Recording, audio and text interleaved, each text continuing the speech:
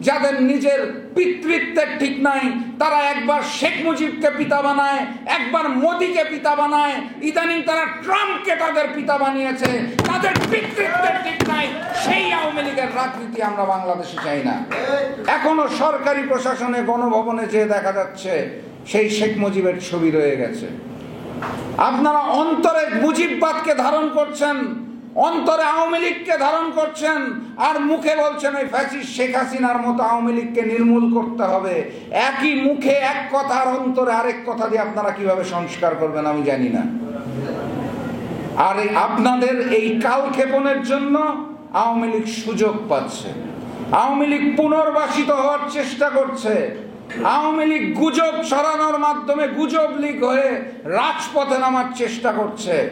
আপনাদের মনে রাখতে হবে, আমরা সেই আওয়ামী লীগ নিয়ে কথা বলছি যারা বিগত 16 বছরে গণহত্যা করেছে অসংখ্যবার। আমরা এখনো সেই শাপলা চত্বর ভুলি নাই, আমরা লগি বইটা ভুলি নাই, আমরা পিলখানা ট্র্যাজেডি ভুলি নাই, আমরা এই জুলাই আগস্টের গণহত্যাও ভুলি নাই। অসংখ্য আলেম ওলামাকে হত্যা করা হয়েছে, বাংলার অসংখ্য মানুষকে নির্যাতন করা হয়েছে। অথচ সেই আওয়ামী লীগ যাদের নিজের পিতৃত্বের ঠিক নাই, তারা একবার শেখ মুজিবকে পিতা বানায়, একবার মোদিকে পিতা বানায়, ইদানিং তারা ট্রাম্পকে তাদের পিতা বানিয়েছে। তাদের পিতৃত্বের ঠিক নাই, সেই আওয়ামী লীগের রাজনীতি আমরা বাংলাদেশে চাই না।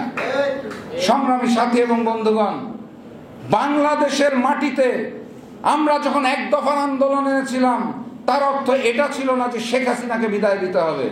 আন্দোলনের উদ্দেশ্য ছিল ফ্যাসিস্ট শেখ হাসিনাকে সরাতে হবে এবং বাংলাদেশে একটি গণতান্ত্রিক বাংলাদেশ পুনঃপ্রতিষ্ঠা করতে হবে।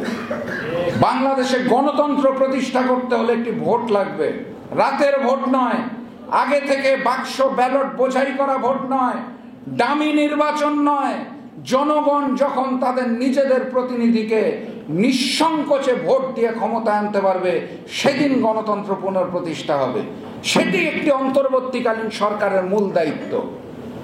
আপনাদের আওয়ামী লীগকে পুনর্বাসন করার জন্য হাজারো শহীদ রক্ত দেয় নাই, হাজারো শহীদ রক্ত দিয়েছে বাংলাদেশ থেকে আওয়ামী লীগকে ফ্যাসিস্ট মুক্ত করার জন্য, হাজারো শহীদ রক্ত দিয়েছে একটি গণতান্ত্রিক বাংলাদেশের জন্য।